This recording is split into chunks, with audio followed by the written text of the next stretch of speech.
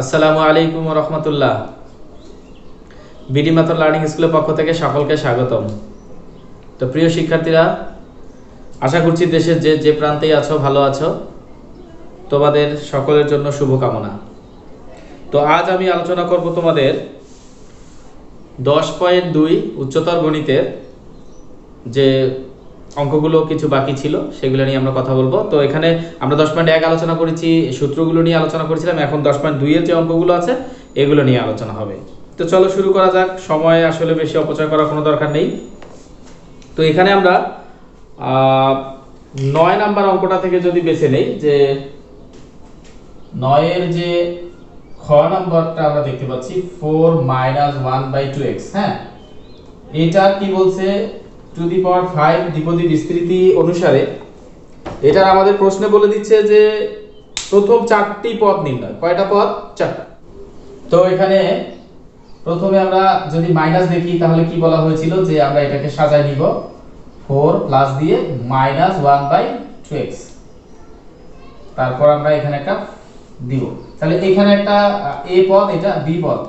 তো দ্বিপদী বিস্তৃতি অনুসারে কি লিখবো? দ্বিপদী উপপাদ্য অনুসারে। তো দ্বিপদী উপপাদ্য অনুসারে আমাদের এখানে কিন্তু প্রথম 4টি পদ। তাহলে আমরা কি লিখবো?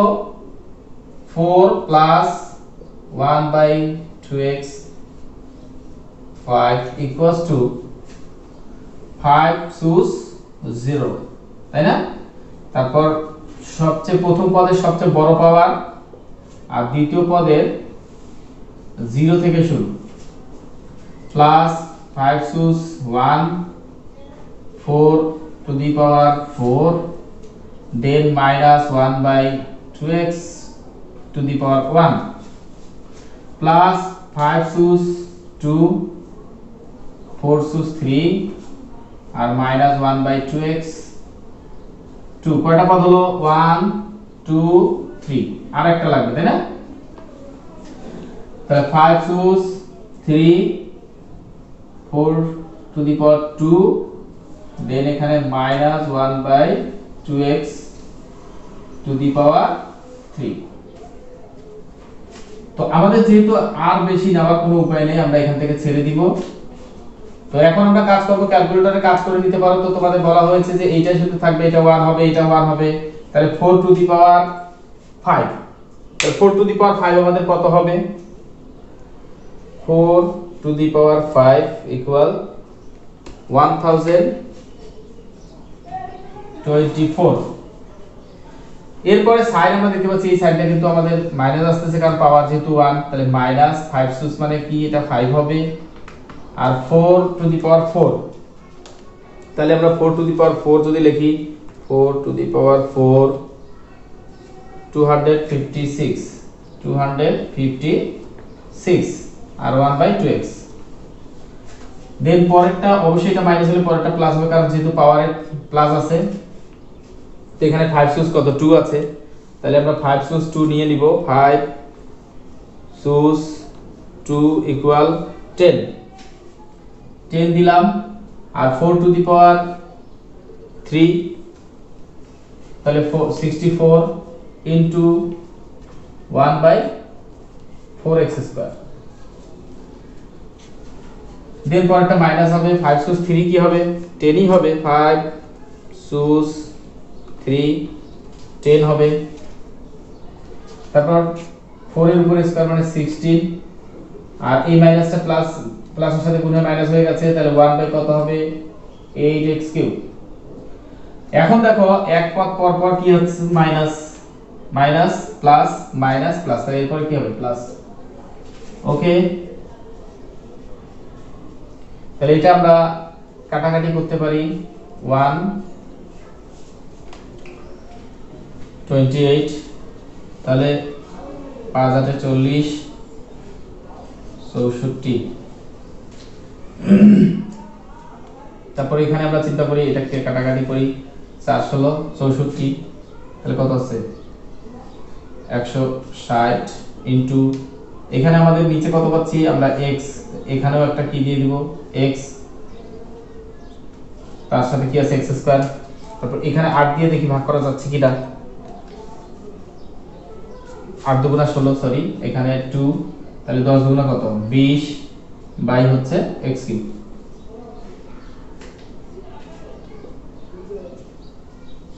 তারপর এটা আমরা অ্যানসার মনে করে নিব।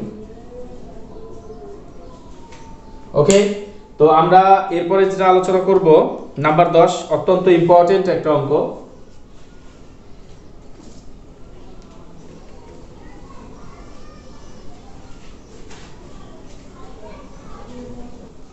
তো কি হচ্ছে এখানে 10 নম্বর অঙ্কের প্রশ্নটা দেখো খেয়াল করে, যে p minus half x to the power 6 equals to r minus 96x plus as x square plus dot dot PRS এর মান নির্ণয়। তাহলে আমরা আগে এখানে কয়টা পদ চাচ্ছে, তারা দেখাচ্ছে আমাদের 3টা পদ। খেয়াল করে দেখো এখানে 3টা পদ চাচ্ছে, তাহলে আমরা 3টা পদই নির্ণয় করব। তাহলে p minus 1/2x to the power কত 6, তাহলে দ্বিপদী বিস্তৃতি অনুসারে এখানেও লেখা যেতে পারে, কেউ যদি এখানে লেখো তোমরা কোনো সমস্যা নেই। উপপাদ্য অনুসারে কি হচ্ছে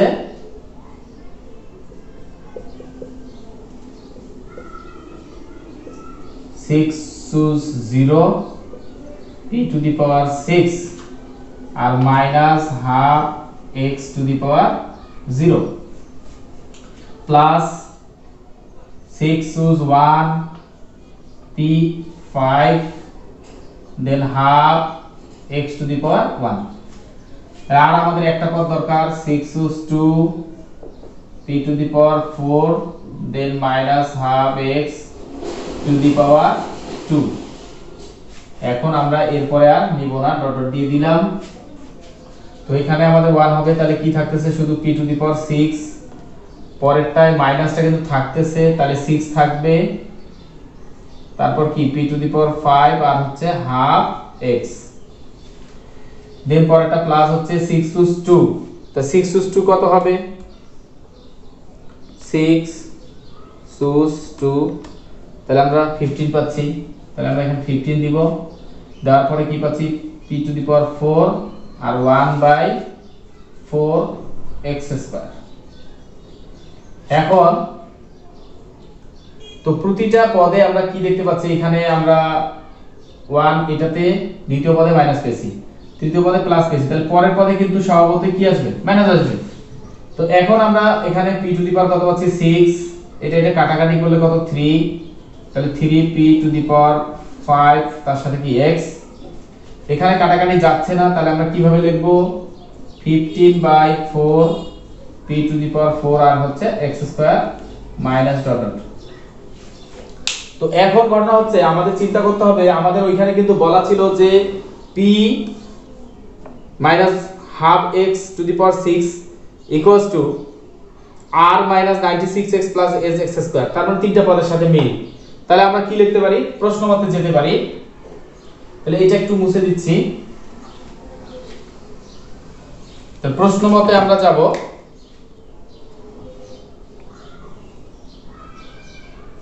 প্রশ্ন মতে কি p to the power 6 minus 3p to the power 5x plus 15/4 p to the power 4x square equals to, ওইখানে খেয়াল করে দেখো ওইখানে আছে r minus 96x plus as x square। ওকে, তো এইখান থেকে আমরা মানগুলো বের করব। তো এইখানে আমরা চিন্তা করব যে দেখো আমরা এইটা x চলক পাচ্ছি, এটা x চলক, এটাও x চলক, এটা x, তাহলে এইটা কি ধ্রুবক পদ। তাহলে আমরা কি বলতে পারি যে ধ্রুবক পদের সহগ সমীকৃত করতে পারি, অথবা এখানে আমরা আরেকটা কাজ করে নিতে পারি। প্রথমে আমরা যে x এর সহগ সমীকৃত করে পাই, তাহলে x এর সহগ সমীকৃত করো, দেখো x, তার মানে এই অপশনটা হবে আর হচ্ছে এই অপশনটা, তাহলে আমরা কি পাচ্ছি -3p to the power 5 equals to -96। তাহলে উভয় পাশে যদি আমরা এটাকে কেটে দেই, তাহলে মাইনাস মাইনাস কাটা যাচ্ছে, আর এই 3 দ্বারা ভাগ করলে কত হবে? তাহলে p to the power 5 equals to 96 divide by 3, তাহলে 3 2। আচ্ছা, তাহলে 3 আর 2 পাচ্ছি আমরা। এখন ঘটনা হচ্ছে যে আমার p টু দি পাওয়ার যে 5 আছে এটাকে যদি আমরা এইদিকে নিয়ে যাই তাহলে এইখানে 5 হবে, তারপর তুমি ক্যালকুলেটর এখানে ইউজ করতে পারবা। তাহলে আমরা কিভাবে ইউজ করব? আগে 5 দিয়ে নিব, তারপর দেখো একটা শিফট বাটন দিয়ে এই যে এই বাটনটার মধ্যে আছে, তাহলে আমরা সেখান থেকে আমরা 32 লিখব। 32 ইকুয়ালস টু কত পেয়েছি আমরা? 2 পেয়েছি। তাহলে আমরা সুতরাং p এর মান কত পেলাম? 2 পেলাম। এইবার আমরা এটা সহগ সমীকৃত করতে পারি অথবা ধ্রুবক পদের সহগ সমীকৃত করব। তাহলে ধ্রুবক পদের আবার ধ্রুবক পদের সহগ সমীকৃত হ্যাঁ করে। তাহলে ধ্রুবক পদের সহগ সমীকৃত কি হবে?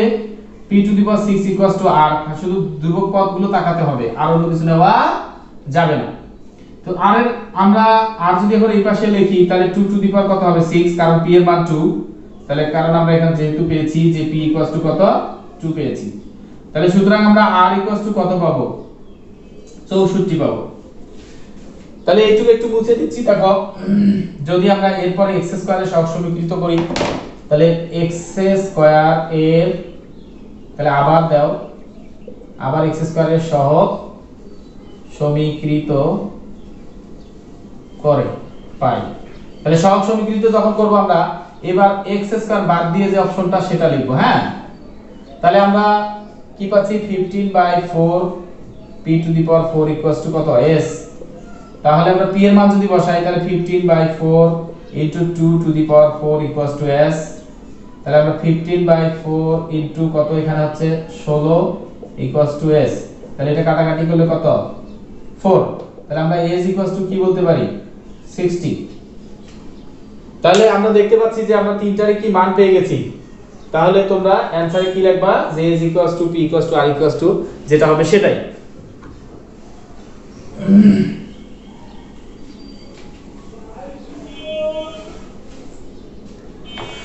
তো এরপরে যে আলোচনাটা সেটা হচ্ছে তোমরা বাকি অঙ্কগুলো অনেকেই পারবে, 14 নম্বর অঙ্কটা নিয়ে একটু সমস্যা হয়ে যাবে।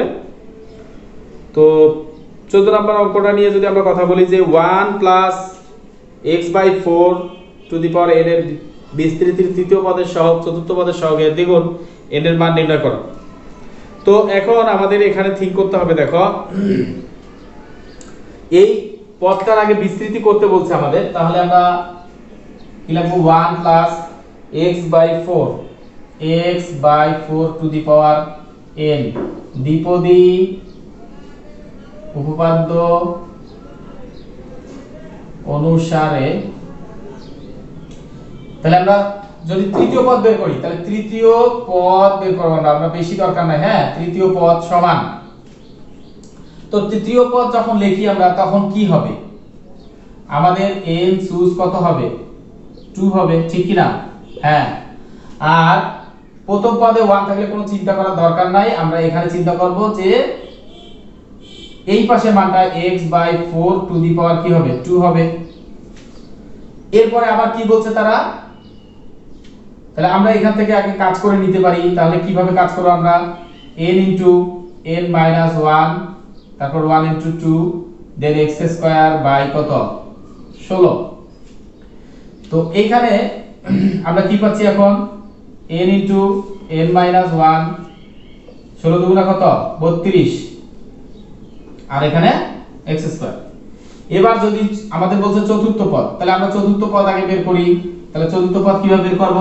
এটা যে তৃতীয় হয় চতুর্থ এখানে 3 হবে, তাহলে n চুজ 3, তাহলে x/4 টু দি পাওয়ার কত? 3। তাহলে এখন দেখো এই অপশনটার মতই হবে। তাহলে আমরা কি করব?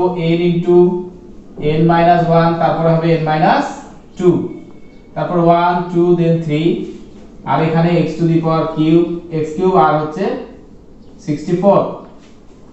তাহলে আমরা কি পাচ্ছি? এখানে 3 দুগুণা 6, তাহলে n into n minus 1, n minus 2, আর নিচে হচ্ছে 3 দুগুণা কত? 6, 4 6 24 এর 4 6 6 36 আর 2 কত 38 আর x কিউব।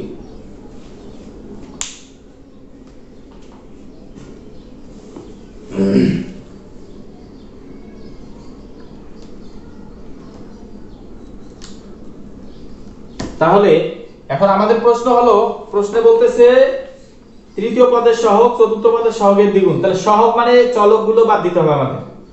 তাহলে চলক যদি আমরা বাদ দেই তাহলে আমরা যে অপশনগুলো পাবো, তৃতীয় পদের সহগটা হবে চতুর্থ পদের সহগের দ্বিগুণ। তাহলে আমরা প্রশ্ন মতে লিখতে পারি, তো তৃতীয় পদ যদি লিখি চতুর্থ পদের দ্বিগুণ, তাহলে চতুর্থ পদ কি n * n - 1 n - 2 by 384 x আমাদের দরকার। তাহলে এখন কথা হচ্ছে তৃতীয় পদের সহগ চতুর্থ পদের সহগের দ্বিগুণ, তাহলে গুণ চিহ্নটা কোথায় হবে, ঠিক এখানে 2 দ্বারা গুণ। এখন আমরা এটা 2 দ্বারা ভাগ যায় কিনা আমরা দেখে নিব। হ্যাঁ অবশ্যই যায়। তাহলে 192 দেন 32 দিয়ে কাটা যায় কিনা আমরা চেক করে নেই, তাহলে অনেকগুলো কাটা যাবে। তাহলে 192 ডিভাইড বাই 32 ইকুয়ালস টু 6। তাহলে আমরা এটাও কাটতে পারতেছি, 6 পাচ্ছি এখানে। দেন এই n টা কেটে দিতে পারি, 1 এটা কেটে দিতে পারি। তাহলে এইখানে থাকে 1 খেয়াল করো, আর এখানে থাকে n - 2। তাহলে আমরা কি লিখতে পারি, বা 1 = n - 2 বাই কত 6। তাহলে এখানে আর যদি গুণ করি n - 2 = 6, তাহলে আমরা কি বলতে পারি যে n এর মান কত 8। তাহলে আমাদের প্রশ্নে কিন্তু চেয়েছে তারা যে n এর মান কত, তাহলে আমরা n এর মান কত পেলাম, 8 পেলাম। এরপর অপশনে যে কথাটা বলবে আমাদেরকে, প্রশ্নে বলতেছে যে পদ সংখ্যা তাহলে কত। তো আমরা কিন্তু একটা জিনিস জানি যে পদ সংখ্যা কোনো কিছুর, তো যদি পাওয়ার যদি n হয় তাহলে পদ সংখ্যা হবে n + 1। তাহলে সুতরাং পদ সংখ্যা সমান 8 + 1, তার মানে কত হচ্ছে 9। এখন আমাকে খেয়াল করতে হবে, বলতেছে যে মধ্যপদ নির্ণয় করো। তাহলে মধ্যপদ কত হবে দেখো, সুতরাং মধ্যপদ, তাহলে মধ্যপদ সমান +1/2 তম পদ। কারণ আমরা পরিসংখ্যানের অঙ্কে এটা জানি, তাই না, বিজোড় যদি পদের সংখ্যা হয় তাহলে পদের সংখ্যা যা হলো তার যে মানটা সেইটা হবে আমাদের মধ্যপদ। যদি আমরা বের করতে চাই, বিজোড় হলে 1 যোগ করে 2 দ্বারা ভাগ, তাহলে কত হচ্ছে 5 তম পদ। তো 5 তম পদ এখন আমরা নির্ণয় করব। তাহলে 5 তম পদ, তাহলে 5 তম পদে কি হবে, n এর মান কত আমরা পেয়েছি 8 পেয়েছিলাম, তার মানে পাওয়ারে আসবে 8। তাহলে আমরা এখানে দিতে পারি, সুতরাং 8 চুজ। তাহলে যখন পদ সংখ্যা মানে পঞ্চম পদ বের করতে বলবে মধ্যপদ কত, তাহলে মধ্যপদ বের করতে গেলে আমাদের আগে চিন্তা করতে হবে যে এর 5 নাম্বার পদে আমার যে নিচে r এর মান, অর্থাৎ হচ্ছে n চুজ যখন r আমরা লিখি তখন এইটা যদি 8 হয় আর পঞ্চম হইতে গেলে এটা কি হইতে হবে 4 হইতে হবে, তার মানে 1 কম হইতে হবে। তাহলে আমরা n চুজ কত নিব 4। দেন যেহেতু আমাদের প্রথম অপশনে 1 ছিল তাহলে আমরা 1 এর কাজটা করব না। তাহলে আমরা এখানে কি দেখতে পাচ্ছি যে আমরা ওই মানটার মধ্যে চলকটা কিন্তু আমরা লিখব না। হ্যাঁ, তাহলে কি হচ্ছে 1/4 এর উপর 4 মানে কত, 4 টু দি পাওয়ার 4, 256। 256। এখন এটা দিয়ে আমরা চিন্তা যদি করি যে ভাগ যাচ্ছে, তো এটাকে আমরা যদি কাটাকাটি করি 35 128, তার মানে কত হচ্ছে 35/128। এটাই আমাদের একটা অ্যানসার। তো ওকে প্রিয় শিক্ষার্থীরা, আজ এই পর্যন্তই তোমাদের যে গুরুত্বপূর্ণ টপিক ছিল এটা আলোচনা করলাম। এর পরবর্তীতে তোমাদের সৃজনশীল নিয়ে ইনশাআল্লাহ হাজির হব। ততক্ষণ ভালো থাকবে, সুস্থ থাকবে। আসসালামু আলাইকুম ওয়া রাহমাতুল্লাহ।